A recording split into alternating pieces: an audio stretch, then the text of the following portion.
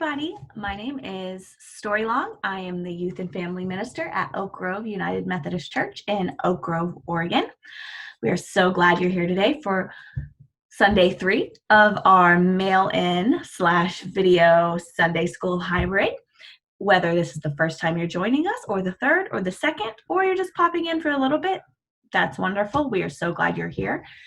If you found us by accident and you would like to receive our coloring sheets, our reflection sheets for free, grab a parent, or if your parent's watching, have them look at the links that we provide under our video, and you can go there to request that we mail those to you, to the kids in the house, however many there are,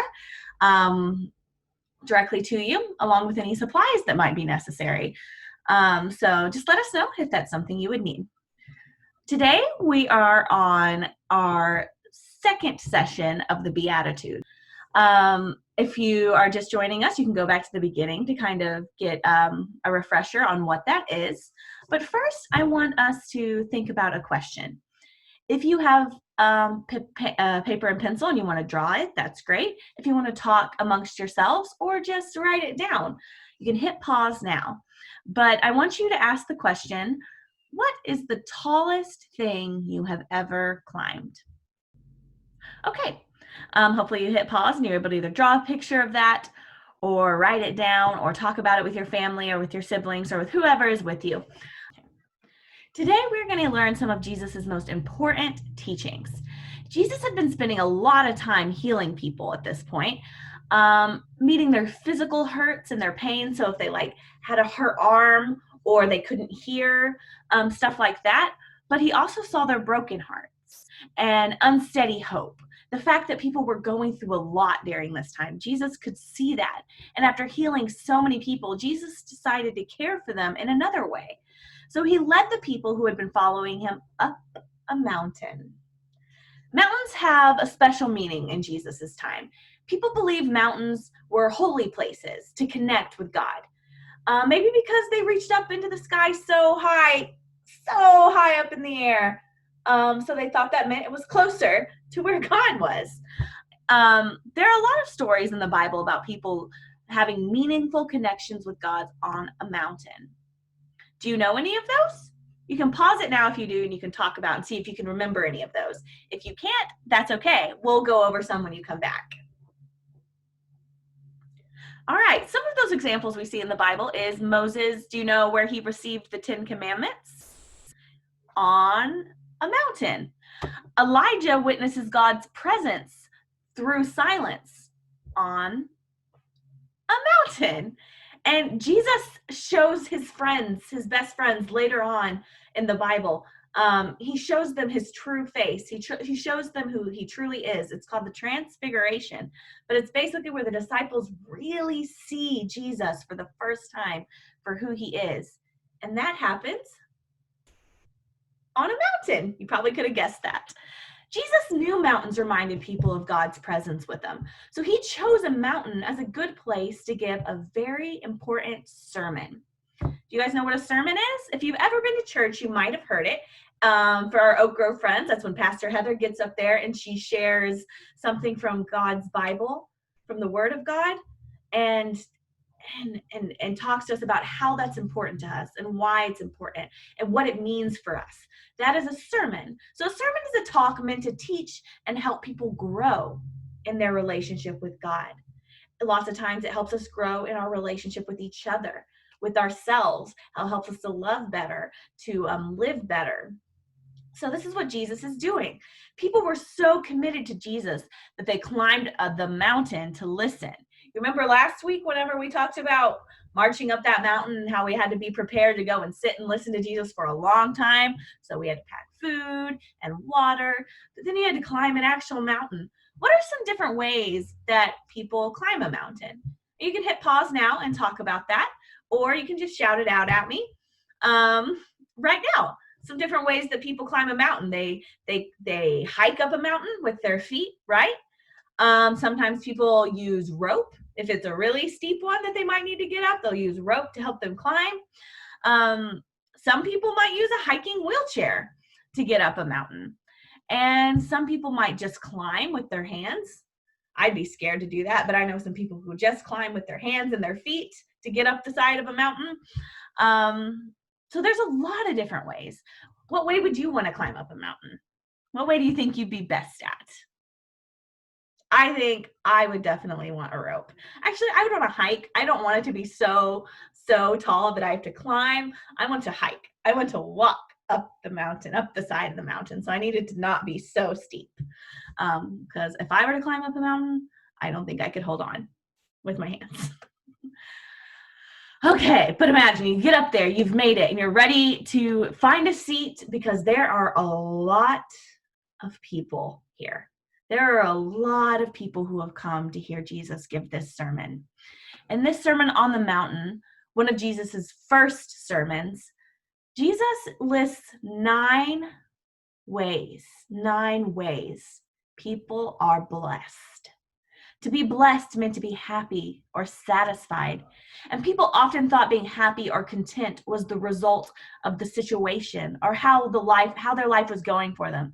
So if they had enough food on the table, if they had enough money to buy food next week, if they had a comfortable enough house, if they weren't sick, if their bodies worked like everyone else's bodies worked, those were the situations that people usually said, well, that means you're blessed. As we know, Jesus likes to turn what we think we know upside down and show us a new way. Let's read Jesus's teachings together. I'm going to share my screen and put it on here for you. And you can read along or you can just listen to me. When Jesus saw the crowds, he went up the mountain, and after he sat down, his disciples came to him. Then he began to speak and taught them, saying, "Blessed are the poor in spirit, for theirs is the kingdom of heaven. Blessed are those who mourn, for they will be comforted. Blessed are the meek, for they will inherit or receive the earth. Blessed are those who hunger and thirst for righteousness, for they will be filled. Blessed are the merciful, for they will receive mercy. Blessed are the pure in heart, for they will see God. Blessed are the peacemakers, for they will be called the children of God. Blessed are those who are persecuted or harmed or treated poorly for righteousness' sake, for theirs is the kingdom of heaven. Blessed are you when people revile you and persecute you and say all kinds of wrong, evil, wicked things about you that aren't true because of me. Rejoice and be glad, for your reward in heaven is great. For in the same way they persecuted the prophets who were before you." So that is Jesus's first sermon. Now we are going to go over each of those individually later. We're going to talk about what it means to be meek and a peacemaker, to be poor in spirit, what those things mean when Jesus said them. But for now, the people listening to Jesus were astonished. They were surprised and confused. Some were relieved. People who were mourning and very sad were blessed, happy. Meek, gentle people who don't have power, who don't have money, who don't have honor, they're the ones who are going to receive power over the earth. This is the opposite of what their culture said. This is the opposite of who their culture said was happy. Their culture told them power and possession and money and land. That is what made someone happy or blessed. And did you notice how each beatitude seems to include 2 parts? First, Jesus makes a statement. Then he gives a promise. For example, Jesus makes the statement, "Blessed are the poor in spirit." Then Jesus gives the promise, "For theirs is the kingdom of heaven." In each of these verses, Jesus names a group of people who wouldn't usually think of as happy or content, then offers them a promise of healing and hope right now. The way Jesus promises these blessings is his way of bringing God's kingdom, the kingdom that feels far away and so different. This is Jesus's way of bringing it and putting it here and saying, no, this kingdom is for right here and right now. All right. Before we transition to our next activity, I would like to bless you. A blessing is something you receive, so open your hands like you're ready to receive a gift. And I will speak a blessing. If you receive it, you can take the blessing and put it in your heart. You are blessed because you follow the way of Jesus. All the way up that big, tall mountain. When we follow Jesus, we are blessed with good wisdom. Now, if you received our mailer, you have a coloring sheet. You can spend some time coloring that now or later. And usually they come with questions to the side that you can answer. So you can write those down. You can talk about them while you guys color, whatever you want to do. Or you can just color, or you can just answer the questions. It'll ask stuff like, what surprised you about Jesus' sermon? So like, what are some of the things that you hear and you're like, oh, that's unexpected? I think for me, probably it's the blessed are those who mourn. To mourn is to be incredibly sad, to have lost something, and you are devastated sad over it. And so the fact that Jesus says they are blessed always surprises me, because you don't feel blessed when you're mourning. So I wonder, what does Jesus mean by that? And then what are some modern beatitude ideas you have? So if you look at the world around you and say, who are the people that most of the world would say are not blessed? Who are the people that most of the world would say they don't have the thing you're supposed to have to be blessed? And then if Jesus were to come here today and give a sermon like this, who are the people he would look at and say, actually, these people are blessed in my kingdom? So those are some of the questions that go with the coloring sheet that you can answer if you want. You also received an activity sheet. And if you didn't, you can just listen to the activity I describe here and you can still do it. So we talked about climbing. We talked about a mountain, right? Climbing can be exhausting. If you climb a mountain, what challenges might you face? What blessings might you experience? So like, what would make it hard to climb a mountain? And what do you think would make it worth it to climb a mountain?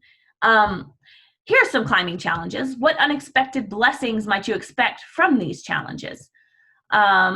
Discuss, draw, role play, whatever you want to do. What unexpected blessings might you encounter with each challenge? So you start your hike at 5 a.m. before the sun comes up. That's a challenge. But what blessings might you get out of that? You've been hiking for an hour and your legs are sore. That's a challenge, but what are some blessings that could come from that challenge? You don't have any music or TV shows with you. That's no good. That's no fun. That feels like a challenge, right? So there's nothing to listen to. But what is the blessing? What is the good thing that could come from that? Your friend does not hike as quickly as you do. Challenge, because maybe you want to hurry and you want to get up there faster. But what is the good thing that comes from that? And then it starts to rain just a little bit. That's a challenge. You don't want to be wet. You don't want to be soaking. But what are some good things that could come out of it? So consider those questions. You can wait until after my prayer and turn off the video and just do that.